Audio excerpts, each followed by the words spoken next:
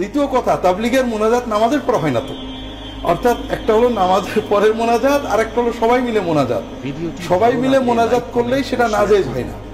রাসূলুল্লাহ সাল্লাল্লাহু আলাইহি ওয়াসাল্লাম যখন যেখানে যেটা করেছেন সেটা করাটাই হলো সুন্নত। আমি আগেই বলছি যে নামাজের পরের মোনাজাতও নাজেজ নয়, তবে রাসূলুল্লাহ সাল্লাল্লাহু আলাইহি ওয়াসাল্লাম আজীবন নামাজের পরে একাকী করতেন। কখনো কখনো তিনি কেউ দোয়া চাইলে সমবেতও করতেন। যেমন একজন এসে দোয়া চাচ্ছে রাসূলুল্লাহ সাল্লাল্লাহু আলাইহি ওয়াসাল্লামের কাছে, উনি খুতবা দিচ্ছেন, এটা সহিহ বুখারীর হাদিস, রাসূলুল্লাহ সাল্লাল্লাহু আলাইহি ওয়াসাল্লাম খুতবা দিচ্ছেন। খুতবা দিতে দিতে একজন বলল, ইয়া রাসূলুল্লাহ হালাকাল মাওয়াশি, গরু বছর মারা গেল, বৃষ্টি নেই, অনাবৃষ্টিতে তো মরে গেলাম। তখন রাসূলুল্লাহ সাল্লাল্লাহু আলাইহি ওয়াসাল্লাম হাত তুললেন, সাহাবীরা বলছেন আমরাও তার সাথে হাত তুললাম, আল্লাহ বৃষ্টি দেন, আল্লাহ বৃষ্টি দেন। তখন আল্লাহ তাআলা বৃষ্টি দিলেন।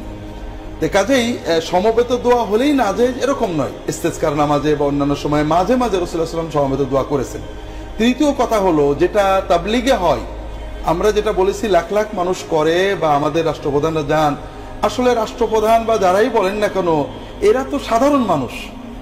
এরা আমাদের সমাজের রাজনৈতিক নেতৃবৃন্দ, এরা হলেন ধর্মের দিক থেকে শূন্য, অর্থাৎ অন্যান্য মানুষের মতোই ধর্মের ব্যাপারে তাদের আবেগ আছে, দিন মানতে চান, মশলা ওনারা অত বোঝেন না। কাজেই তারা গেলেন বলে জিনিসটা জায়েজ অথবা না জায়েজ এটা আমাদের মনে করার কোনো সুযোগ নেই। চতুর্থ বিষয় হলো, যে কোনো মাজলিসে, অর্থাৎ যে কোনো ওয়াজ মাহফিল বা কোনো মাজলিস হলে মাজলিসের শেষে রাসূলুল্লাহ সাল্লাল্লাহু আলাইহি ওয়াসাল্লাম কিছু দোয়া করতেন। তিরমিজি শরীফে আসছে, আব্দুল্লাহ ইবনে ওমর রাদিয়াল্লাহু তাআলা আনহু বলেন যে রাসূলুল্লাহ সাল্লাল্লাহু আলাইহি ওয়াসাল্লাম মাজলিস শেষ করার সময় কিছু কথা বলতেন, যে আল্লাহ আমাদের আনুগত্য দেন, আমাদের ঈমান দেন, আমাদের সুস্থ রাখেন, আমাদের এগুলো বলতেন। তো বলার সময় সবাই হাত তুলতেন, এরকম পাওয়া যায় না। সাধারণ যেটা বোঝা যায় যে রাসূলের মুখে বলতেন, সবাই আমিন আমিন বলতেন। এই জন্য মাজলিসের শেষে আখেরি মোনাজাত বলে যেটা প্রচলিত, আখেরি মোনাজাত রাসূলুল্লাহ সাল্লাল্লাহু আলাইহি ওয়াসাল্লাম করতেন, কিন্তু আবার সাহাবীরা অনেক সময় করতেন না। এটা হাদিস শরীফে আসছে যে সাহাবী তাবেঈনরা মাজলিস করতেন, যাওয়ার সময় কেউ কাউকে বলতেন না যে দোয়া করো, এটাও বলতেন, এমনি চলে যেতেন। তো এই জন্য মাজলিস শেষে দোয়া করা এটা সুন্নতের ভিতরে, তবে দোয়া হাত তুলে সবাই করতে হবে এরকম কোনো ঘটনা হাদিসে পাওয়া যায় না। এই জন্য আমাদেরও উচিত উলামায়ে কেরামের মাঝে মাঝে হাত তোলা, মাঝে মাঝে মুখে দোয়া করা।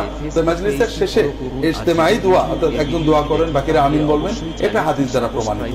কাজে তাবলিগের শেষে যে দোয়া হয়, তবে এখানে আরেকটু সম্পর্ক বলতে হয়, আমরা কিন্তু তাবলিগের ইজতেমাতে ওয়াজ শুনতে যাই না, দোয়া করতে যাই, এটা কিন্তু সুন্নত নয়।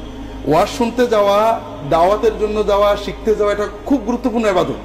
কিন্তু সবাই দোয়া করছে, দোয়ায় শুধু শরীক হব, দোয়া আল্লাহ এবং বান্দার মাঝখানের একটা ইবাদত। আমরা অনেকটা পুরোহিত তান্ত্রিকতা অভ্যস্ত হয়ে গিয়েছি, আমার ঘরে বসে দোয়া, চোখের পানি ফেলে দোয়া, আর অনেক মানুষের ভিতরে দোয়া, এটার ভিতরে তেমন পার্থক্য নেই। আমরা অনেক পার্থক্যর কথা বলি, কিন্তু হাদিস শরীফে সুন্নাতে এগুলো পাওয়া যায় না। তবে যারা ওয়াজ শুনতে যাবেন তারা যদি দোয়ায় শরীক হন, এটা ভালো কাজ। আর শুধু দোয়ায় শরীক হওয়ার জন্য যাওয়া, এটা মোটেও সুন্নত সম্মত কাজ নয়। আমাদের উচিত ওয়াজ শুনতে যাওয়া, হেদায়েতের জন্য যাওয়া, এরপর যখন দোয়া হয় তখন এটা শরীক হওয়া। আল্লাহ